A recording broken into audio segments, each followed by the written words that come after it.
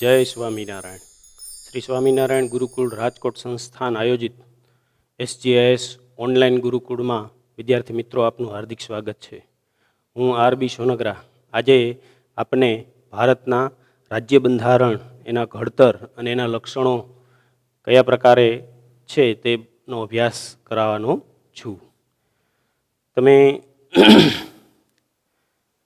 કોઈપણ સંસ્થા, કોઈપણ મંડળ કે કોઈપણ સમૂહ આ જ્યારે સાથે મળીને કામ કરવા ઈચ્છે ત્યારે આપણે જાણીએ છીએ કે એમના માટે કેટલાક રૂલ્સ, કેટલાક નિયમો, એમનું પાલન એ ખૂબ જ જરૂરી બની જાય છે.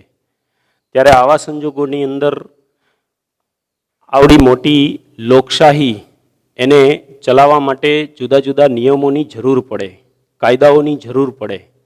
આ પ્રક્રિયાને કઈ રીતે સરળ બનાવી શકાય, દેશનું સંચાલન કઈ રીતે સારી રીતે થઈ શકે, આ બધું જ જે છે એ આપણને બંધારણ શીખવે છે. મિત્રો, જ્યારથી માનવ સંસ્કૃતિના અસ્તિત્વની શરૂઆત થઈ, માણસે સમૂહમાં જીવવાની શરૂઆત કરી, ત્યારથી ધીરે ધીરે થતાં બંધારણ મૌખિક કે મૌલિક રીતે અમલમાં આવેલું જ છે એમ માની શકો. કે દાખલા તરીકે કોઈ સમૂહ, કોઈ નગર, કોઈ ગામ એ પોતાને પાળવાના નિયમો પોતે સાથે મળી અને જાતે નક્કી કરે છે, તો આ પણ એક પ્રકારનું બંધારણ જ થયું. કોઈ સંસ્થા જ્યારે અસ્તિત્વમાં આવે ત્યારે એ સંસ્થા સાથે જોડાયેલા લોકો જે છે એ પણ પોતાના માટે જરૂરી પાળવાના નિયમોનો સમૂહ એ બનાવે છે. તો આવી જ પ્રક્રિયા રાષ્ટ્ર માટે પણ લાગુ પડે છે. આ જે છે એ પ્રક્રિયા નવી નથી. તમે જ્યારે ભારતીય સંસ્કૃતિની અસ્તિત્વની શરૂઆત થઈ ત્યારે તમે જોશો કે જે સભ્યતાઓ વિકાસ પામી, મોહેન્જો દડોની શરૂઆત કરો કે માણસ જે છે એ એણે સમૂહમાં કે ટોળામાં રહેવાની શરૂઆત કરી ત્યારથી શરૂ કરો, તો એમના પાળવા માટેના કેટલાક નિયમો હતા. અને આ નિયમોને કોઈકને કોઈક સ્વરૂપે એણે ધર્મગ્રંથનું સ્વરૂપ આપ્યું છે, અથવા તો અન્ય કોઈ પણ રીતે આપણે જીવનની અંદર જોઈએ છીએ કે પાળવાના કેટલાક નિયમો. આપણા હિન્દુ ધર્મની અંદર સૌથી મહત્વપૂર્ણ ગ્રંથ જે છે એ આપણે ગીતા સાર જોઈએ છીએ, તો એની અંદર જીવનની અંદર પાળવાના નિયમો આપ્યા છે. માનવીએ મનુસ્મૃતિ જોશો તો એની અંદર માનવીએ કઈ પ્રકારે જીવન જીવવું એના નિયમો છે. શિક્ષાપત્રી આપણા ધર્મની અંદર આપણે માણસે પોતાના જીવનને કઈ રીતે કંટ્રોલ કરવું અને સાથે મળી અને આપણે કઈ રીતે સમૂહ જીવન જીવવું એના નિયમો આપણને શીખવે છે. તો બંધારણ પ્રક્રિયા પણ એ જ વસ્તુ છે કે બંધારણ જે છે એ આપણને આપણે પાળવાના નિયમોનો સમૂહ છે. જ્યારે કોઈ રાષ્ટ્ર અસ્તિત્વમાં આવે ત્યારે એમણે પોતાના રાજ્યનું, પોતાના સરકારનું સંચાલન કઈ રીતે કરવું એના માટેના જે નિયમોનો સમૂહ જે છે એ બંધારણ છે. એટલે આ પ્રક્રિયા જે છે એ પ્રક્રિયા એ બંધારણની પ્રક્રિયા તરીકે ઓળખાય છે. આમ જોતા કે કોઈ પણ દેશનું સંચાલન માટે ઘડવામાં આવેલા નિયમોનો વ્યવસ્થિત સંગ્રહ એટલે બંધારણ. હવે આપણે આપણા દેશની અંદર બંધારણની પ્રક્રિયા કઈ રીતે અમલમાં આવી એની ચર્ચા કરીએ.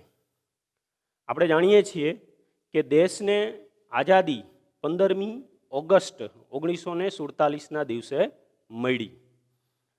પણ માત્ર આઝાદી મળવાથી દેશ જે છે એ આઝાદ થયો, પરંતુ એને ચલાવવા માટે જે જરૂરી નિયમો છે, એને માટે જરૂરી જે કાયદાઓ છે એની જરૂરિયાત તો એની પહેલાંથી ઊભી થઈ હતી. તો આવા સંજોગોની અંદર દેશને આઝાદી મળે એ સમયે કયા પ્રકારના નિયમોનો સમૂહ યાને કે બંધારણ આપણા માટે હોવું જોઈએ એમની એ અગત્યતા આપણને અહીંયા સૂચવવામાં આવી છે. મિત્રો, બંધારણ શું છે? તો કે બંધારણ જે છે એ એક પવિત્ર અને સર્વોપરી દસ્તાવેજ છે, જેમને અનુસરીને દેશ, સરકાર, નાગરિકો અને તમામ લોકો જે છે એ સાથે મળીને કામ કરે છે. બંધારણ શું છે? તો કે મારા, તમારા અને સરકાર વચ્ચે થયેલા કરારનો સમૂહ છે. તમે પણ એ સ્વીકારો છો. તમે ભારત દેશના નાગરિક બનો છો એટલે તમે એ વસ્તુ સ્વીકારો છો. તમે ભારત દેશના નાગરિક બનવાની સાથે જ તમારા ઉપર ભારતનું બંધારણ જે છે એ લાગુ પડે છે. કોઈ પણ દેશનો નાગરિક જ્યારે ભારતની અંદર પ્રવેશ કરે તો ભારતના નાગરિક બનવાની સાથે જ એ ભારતીય બંધારણનો એક ભાગ ઓટોમેટિક બની જાય છે. એટલે ટૂંકમાં કાયદા, નિયમો એનાથી પણ ઉપર છે બંધારણ. બંધારણ એક પવિત્ર દસ્તાવેજ છે. પવિત્ર દસ્તાવેજ શબ્દ એટલા માટે વાપરું છું કે અહીંયા જે છે એની અંદર વારંવાર ફેરફાર એ થઈ શકતો નથી. કારણ શું? તો કે એના ઉપર લોકો અને નાગરિકોનો વિશ્વાસ જળવાયેલો છે. કોઈ પણ પ્રક્રિયાની અંદર જ્યારે નાગરિક મુશ્કેલી અનુભવે ત્યારે એને સૌથી વધુ વિશ્વાસ શેના ઉપર હશે? બંધારણ ઉપર હશે. એટલે બંધારણની અગત્યતા આપણે જેટલી આંકીએ એટલી ઓછી છે. હવે બંધારણની શરૂઆત, બંધારણ ઘડતરની શરૂઆત કઈ રીતે થઈ, એટલે કે બંધારણ ઘડતરની પ્રક્રિયા શું છે એની આપણે સમજ મેળવીએ. એ પહેલાં હું થોડી પૂર્વ ભૂમિકા તમને બાંધી દઉં કે ભાઈ આપણને જ્યારે આઝાદી મળી એ પહેલાં 26મી જાન્યુઆરી 1930ના દિવસે, 26મી જાન્યુઆરી 1930, હું 1950 નથી બોલતો, ફરીથી સમજજો. 26મી જાન્યુઆરી 1930ના દિવસે જવાહરલાલ નહેરુએ રાવી નદીના કિનારે લાહોર મુકામે સૌથી પહેલા સ્વાતંત્ર્ય દિનની ઉજવણી કરેલી. અને એ સ્વાતંત્ર્ય દિન ઇતિહાસની અંદર યાદ રહી જાય એટલા માટે આપણા બંધારણનો અમલ આપણે 26મી જાન્યુઆરી 1950ના દિવસે કર્યો. હવે એ પ્રક્રિયા ક્યારે પૂર્ણ થઈ એની પણ આગળ ઉપર ચર્ચા કરશું. હવે એ દિવસનું હિસ્ટોરિકલ મહત્વ શું છે, વેઇટેજ શું છે એ સમજીએ. કે ભાઈ આપણા જે નેતાઓ હતા એમાંથી કેટલાક નેતાઓ એ સોબર હતા, સોફ્ટ, એટલે કે અંગ્રેજો પ્રત્યે કૂણું વલણ ધરાવતા હતા. કેટલાક નેતાઓ યુવા નેતાઓ હતા કે જે લોકો જે છે એ ઉગ્ર વિચારધારા ધરાવતા હતા, જેને પરિણામે દેશની અંદર સંપૂર્ણ સ્વરાજ્ય કઈ રીતે પ્રાપ્ત થાય એનું મહત્વ સ્વીકારતા હતા. પરિણામે ગાંધીજીએ એક વચલો રસ્તો કાઢેલો. એણે કીધેલું કે ભાઈ આપણે, જે નેતાઓ એમ કહે છે કે ભાઈ આપણે અંગ્રેજો પાસેથી ધીમે ધીમે થતા સ્વરાજ્યની માગણી કરવી જોઈએ, તો એની વાતને પણ સ્વીકાર કરી એણે.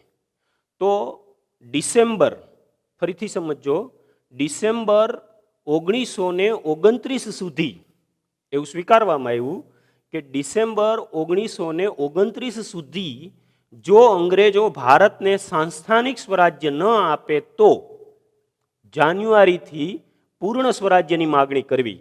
એટલે 26મી જાન્યુઆરી 1930ના દિવસે આ સ્વાતંત્ર્ય દિન ઉજવી અને ભારતની અંદર આપણી જે કોંગ્રેસ પાર્ટી હતી, પ્રાચીન એટલે કે જૂની, મતલબ કે જે સમયે જવાહરલાલ નહેરુ, સરદાર વલ્લભભાઈ પટેલ, સુભાષચંદ્ર બોઝ, ગાંધીજી, આ બધા જે નેતાઓ હતા એમણે 26મી જાન્યુઆરી 1930ના દિવસે પૂર્ણ સ્વરાજ્યની માગણી કરેલી. એટલે આ એનું ઐતિહાસિક મહત્વ છે અને એટલા માટે તે દિવસે ભારતના બંધારણનો અમલ શરૂ થયેલો. હવે જે આપણે બ્રિટિશરોનો ઇતિહાસ ભણીએ છીએ, મતલબ કે આપણો ઇતિહાસ ભણીએ છીએ, એની અંદર બ્રિટિશરો જે આપણને ગુલામ બનાવેલા અને ધીરે ધીરે થતાં આપણને આઝાદી આપવાની જે પ્રક્રિયા શરૂ થઈ સ્વતંત્રતાના આંદોલનોને કારણે, એટલે ધીરે ધીરે થતાં ત્યાં જે નેતાઓ હતા, ખાસ કરીને તમે જોશો કે વિન્સ્ટન ચર્ચિલ અને ક્લેમેન્ટ એટલી જેવા જે વડાપ્રધાન બ્રિટનની અંદર આવ્યા, એને હવે ધીરે ધીરે લાગવા માંડ્યું કે લાંબા સમય સુધી ભારતને ગુલામ રાખી શકાશે નહીં અને પરિણામે એમને સ્વતંત્રતા આપવી પડશે.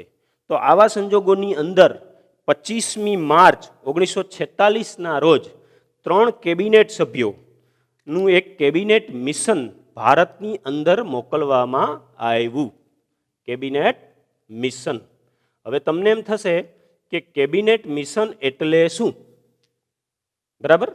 તો કેબિનેટ મિશન એટલે મિત્રો કેબિનેટ પ્રકારના પ્રધાનો હોય છે.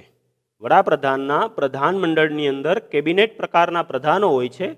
એવા 3 પ્રધાનોને એણે ભારતની અંદર મોકલેલા. હવે કેબિનેટ પ્રકારના પ્રધાનો હોય તો તમને એમ થશે કે સાહેબ બીજા કેટલા પ્રકારના પ્રધાનો હોય? તો હું અહીંયા તમને કહું કે વડાપ્રધાનનું જે પ્રધાનમંડળ હોય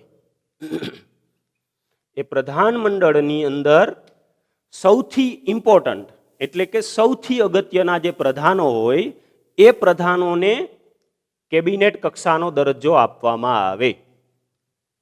દાખલા તરીકે અત્યારે વડાપ્રધાન શ્રી નરેન્દ્ર મોદી છે તો એમની સાથે રાજનાથ સિંહ હોય, પછી ગડકરી હોય, પછી અમિત શાહ હોય, આ બધા એમના કેબિનેટ કક્ષાના પ્રધાનો કે જે એમના ખાસ અને અંગત હોય છે, સલાહકારો. બીજી કક્ષાના જે પ્રધાનો છે એને રાજ્ય કક્ષાના પ્રધાનો કહેવાય અને ત્રીજી કક્ષાના જે પ્રધાનો છે એ નાયબ પ્રધાનો કહેવાય. એમાં સૌથી ઇમ્પોર્ટન્ટ એ કેબિનેટ કક્ષાના પ્રધાનો, પછીનો દરજ્જો રાજ્ય કક્ષાનો અને આ બંનેની નીચે કામ કરે છે નાયબ કક્ષાના પ્રધાનો. એટલે વડાપ્રધાનના પ્રધાનમંડળની અંદર કેબિનેટ કક્ષાના પ્રધાનો, વડાપ્રધાન જે બ્રિટનના હતા એમણે પોતાના 3 અગત્યના મંત્રીઓ, કેબિનેટ મંત્રીઓને ભારતને સ્વતંત્રતા આપવા માટે કયા પ્રકારની ફોર્મ્યુલા ઘડી શકાય એના માટે આ 3 પ્રધાનોને મોકલ્યા હતા. એટલે આ મિશનને કેબિનેટ મિશન તરીકે ઓળખવામાં આવે છે.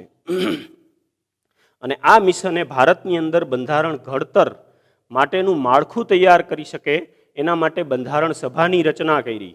આ બંધારણ સભા માટે ભારતના જુદા જુદા ક્ષેત્રોમાંથી બ્રિટિશ હિન્દના જે રાજ્યો હતા એ બ્રિટિશ હિન્દના રાજ્યો અને દેશી રજવાડાઓની અંદર જે કંઈ પણ સભ્યો હતા એ બધાના સભ્યો સાથે લઈ અને 389 સભ્યોની એક બંધારણ સભાની રચના કરી. આ બંધારણ સભાની અંદર દેશની જુદી જુદી કોમ, વર્ગ, ધર્મ, જાતિ, લિંગ, રાજ્યો આ બધાનું પ્રતિનિધિત્વ જળવાય એનું ખાસ ખ્યાલ રાખવામાં આવ્યો. એના જે મુખ્ય સભ્યો છે એ સભ્યોની અંદર તમે જોશો તો જવાહરલાલ નહેરુ, સરદાર વલ્લભભાઈ પટેલ, મૌલાના અબુલ કલામ આઝાદ, શ્યામ પ્રસાદ Mukherjee, HP Modi, HV Kamat, Frank Anthony, Kanaiyalal Munshi, ત્યાર પછી સ્વામી કૃષ્ણસ્વામી અયંગર, બલદેવસિંહ વગેરે જેવા પ્રતિનિધિઓ હતા. જ્યારે સરોજીની નાયડુ અને વિજયાલક્ષ્મી પંડિત જેવા સ્ત્રી સભ્યો પણ હતા. વિજયાલક્ષ્મી પંડિતને તમે બીજી રીતે પણ ઓળખી શકો છો. દાખલા તરીકે ભારત વતી સંયુક્ત જે રાષ્ટ્રો છે મતલબ કે UN છે એની 8મી સભાની અંદર ભારતના પ્રમુખ તરીકે એમણે એ ફરજ નિભાવેલી. એટલે વિજયાલક્ષ્મી પંડિત. બીજી એક ઓળખ આપણે એની આપવી હોય તો આપણા પ્રથમ વડાપ્રધાન શ્રી જવાહરલાલ નહેરુના સિસ્ટર એટલે વિજયાલક્ષ્મી પંડિત. તો વિજયાલક્ષ્મી પંડિત અને સરોજીની નાયડુ આ 2 બંધારણ સભાના મુખ્ય સ્ત્રી સભ્યો હતા.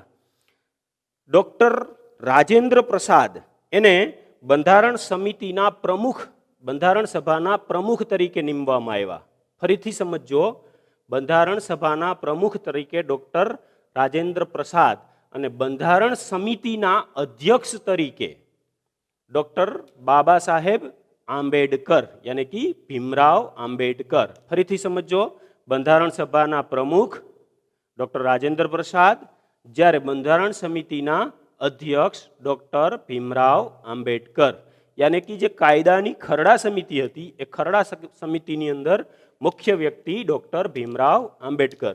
અને એટલે જ આપણે જ્યારે બંધારણનો ગમે ત્યાં ઉલ્લેખ કરીએ ત્યારે હંમેશાને માટે ડોક્ટર ભીમરાવ આંબેડકરનું નામ આપણે આદરપૂર્વક લઈએ છીએ. એટલે આ રીતે એ બંધારણ ઘડતરની પ્રક્રિયા શરૂ થઈ. બંધારણ ઘડતરની પ્રક્રિયા 9મી ડિસેમ્બર 1946થી મિત્રો શરૂ કરવામાં આવી. અને આ બંધારણની અંદર 2 વર્ષ 11 માસ અને 18 દિવસની અંદર 166 બેઠકો બોલાવવામાં આવી. અને આ બેઠકોની અંદર ભારતના લોકોને કયા કયા પ્રકારના કાયદાઓ અને નિયમો આપી શકાય એની ચર્ચા એ બંધારણ સભાની અંદર કરવામાં આવી. અને એ રીતે ભારતનું બંધારણ 8 પરિશિષ્ટો અને 295 અનુચ્છેદોમાં તૈયાર થયું. ફરીથી યાદ રાખજો, 8 પરિશિષ્ટો અને 295 અનુચ્છેદ. ત્યાર પછી એની અંદર ફેરફાર કરવામાં આવ્યા અને અત્યારે 395 અનુચ્છેદ અને 9 પરિશિષ્ટોમાં ભારતનું બંધારણ વહેંચાયેલું છે. બન્યું ત્યારે 8 પરિશિષ્ટ અને 295 અનુચ્છેદ, અત્યારે 9 પરિશિષ્ટો અને 395 અનુચ્છેદ. આ રીતે ભારતનું બંધારણ બનેલું છે. 26મી નવેમ્બર, ફરીથી યાદ રાખજો, 26મી નવેમ્બર 1949માં ભારતના બંધારણ ઘડતરની પ્રક્રિયા પૂર્ણ થઈ. મિત્રો, આ 26મી નવેમ્બરને એટલા માટે જ ભારતમાં બંધારણ દિવસ તરીકે ઉજવવામાં આવે છે. હવે તમને એમ થતું હશે કે સાહેબ 26મી નવેમ્બર 1949માં બંધારણ ઘડતરની પ્રક્રિયા પૂરી થઈ ગઈ, તો પછી એનો અમલ 26મી જાન્યુઆરી 1950ના દિવસે શા માટે થયો? તો મેં તમને આગળ જે હિસ્ટ્રી સમજાવી કે 26મી જાન્યુઆરી 1930ના દિવસે જવાહરલાલ નહેરુએ રાવી નદીના કિનારે લાહોરમાં જે પૂર્ણ સ્વરાજ્યની માગણી કરતો પ્રથમ સ્વાતંત્ર્ય દિનની ઉજવણી કરવામાં આવી અને હિસ્ટોરિકલ વેઇટેજ મળે, એને ઐતિહાસિક મહત્વ મળે અને એ દિવસ યાદ રહે એટલા માટે 2 મહિના બંધારણનો અમલ મોડો કરવામાં આવ્યો અને 26મી જાન્યુઆરી 1950ના દિવસે ભારતના બંધારણનો અમલ શરૂ થયો. એની અંદર આપણે આપણી મુદ્રા તરીકે આપણે જાણીએ છીએ કે 4 સિંહોની આકૃતિ, આપણને જે આગળ દેખતા 3 સિંહો છે, પણ હકીકતમાં એ એકબીજાની પીઠને અઢેલીને ઊભેલા 4 સિંહોની આકૃતિ, જે કે સારનાથના સ્તંભની અંદર છે. એ 4 સિંહોની આકૃતિને આપણે રાષ્ટ્રીય મુદ્રા તરીકે અને સત્યમેવ જયતે એ આપણો રાષ્ટ્રીય મુદ્રાલેખ તરીકે સ્વીકારવામાં આવ્યું છે. આપણું બંધારણ એ દુનિયાના સૌથી મોટા, વિસ્તૃત અને વિશદ બંધારણનો લેખિત દસ્તાવેજ છે. તમને એમ થશે કે સાહેબ આટલું મોટું બંધારણ શા માટે બન્યું? તો મિત્રો, આપણા દેશની અંદર આપણે જાણીએ છીએ કે કાશ્મીરથી કન્યાકુમારી અને ગુજરાતથી અરુણાચલ પ્રદેશ સુધી અનેક રાજ્યોનો બનેલો સમૂહ, એની અંદર અનેક જાતિના લોકો, અનેક ધર્મ પાળતા લોકો, અનેક સંસ્કૃતિ અને સભ્યતા ધરાવતા લોકો વસવાટ કરે છે. તો આવા સંજોગોની અંદર બધા માટે જરૂરી એવા નિયમો, એમને કાયદાનું પાલન વ્યવસ્થિત રીતે થઈ શકે એ માટેના નિયમો, આ બધો જ જે છે એને આવરી લેવામાં આવ્યા અને એટલા માટે આપણું બંધારણ જે છે એ વિશદ છે.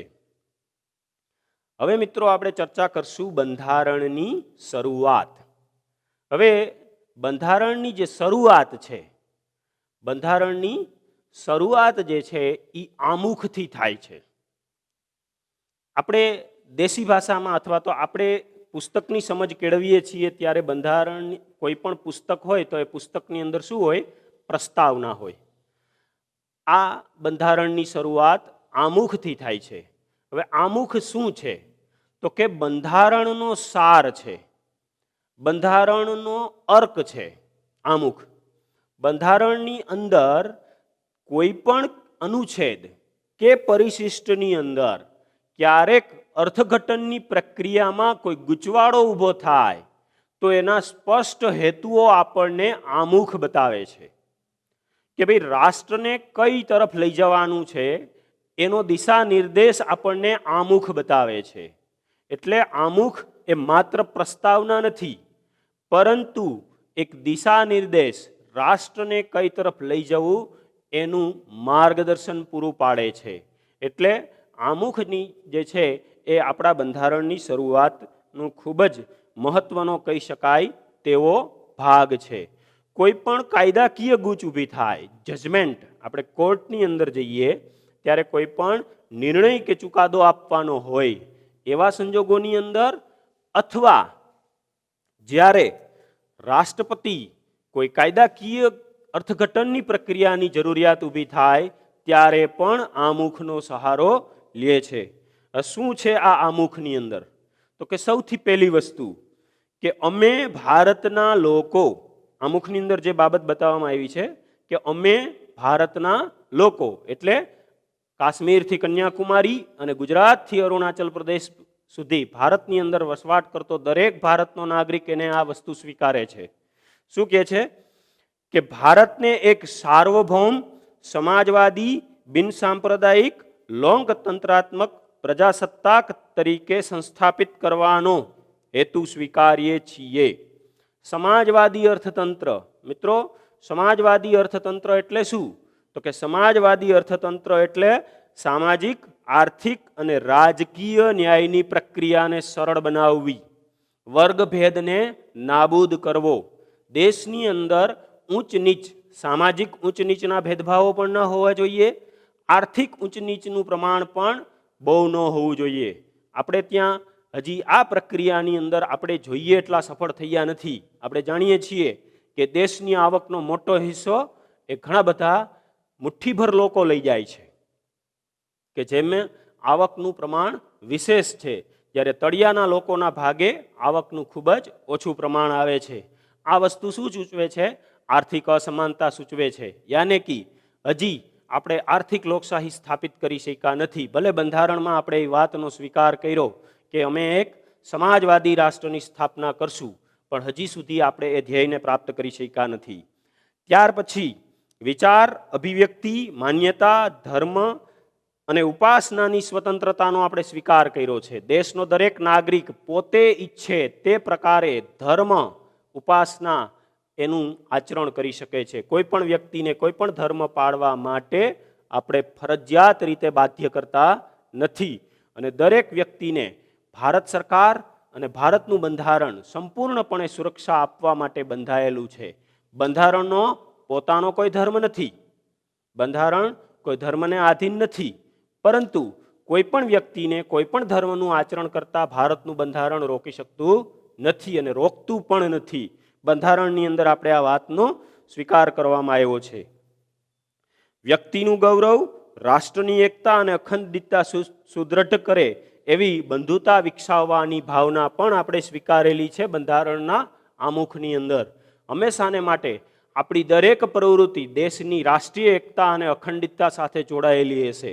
દેશના કોઈ પણ ભાગને કે રાષ્ટ્રના કોઈ પણ વસ્તુને નુકસાન કરે કોઈ પણ વ્યક્તિ, બહારના વ્યક્તિ કે આંતરિક વિખવાદ કે વિગ્રહ દ્વારા દેશની એકતા ઉપર જો કોઈ ખતરો ઊભો થાય તો એને ટાળવા માટેના સંપૂર્ણ પ્રયાસો જે છે એ આપણા દ્વારા કરવામાં આવશે. 26મી નવેમ્બર 1949 માગસર સુદ 7 વિક્રમ સંવત 2006 રોજ આ સંવિધાન અપનાવી અને અધિનિયમિત કરી અને અમે પોતાની જાતને આ બંધારણને સંપૂર્ણપણે સમર્પિત કરીએ છીએ. બંધારણની અંદર, આમુખની અંદર આ વાત ભારતનો દરેક નાગરિક સ્વીકારે છે. ભારતનો દરેક નાગરિક. મિત્રો, આ બંધારણનું જે આમુખ છે એ આમુખની અંદર 1976માં 42માં સુધારા દ્વારા કેટલાક એની અંદર શબ્દો ઉમેરવામાં આવ્યા, જેમ કે સમાજવાદી, બિનસાંપ્રદાયિક, રાષ્ટ્રીય એકતા અને રાષ્ટ્રીય અખંડિતતા જેવા શબ્દો જે છે એ આમુખની અંદર ઉમેરવામાં આવ્યા.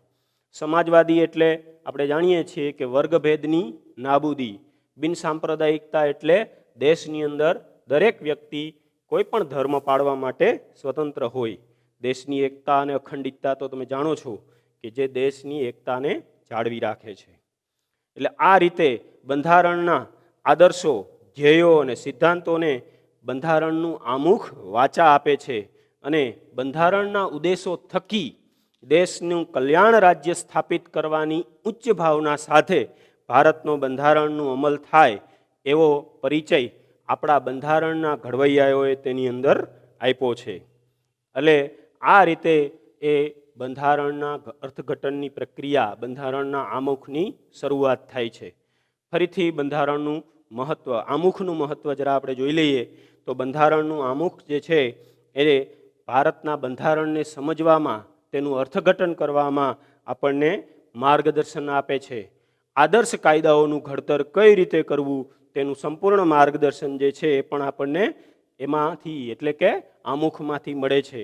કોઈ પણ કાયદાકીય કે નીતિ ઘડતરની પ્રક્રિયામાં મુશ્કેલી ઊભી થાય તો એ પણ આપણને આમુખની અંદરથી એનું અર્થઘટન એ મળી રહે છે. એટલે આ રીતે આમુખ એ બંધારણનો અર્ક છે. અહીંયા રાષ્ટ્રની એકતા, અખંડિતતા અને નાગરિકો વચ્ચેની બંધુતાની ઉમદા ભાવનાના આદર્શોનો પડઘો એ આપણને આમુખની અંદર પડતો દેખાય છે. તો અહીંયા જે છે એ આપણે આપણું આજનું લેક્ચર જે છે એ પૂરું કરીએ છીએ. જય સ્વામિનારાયણ.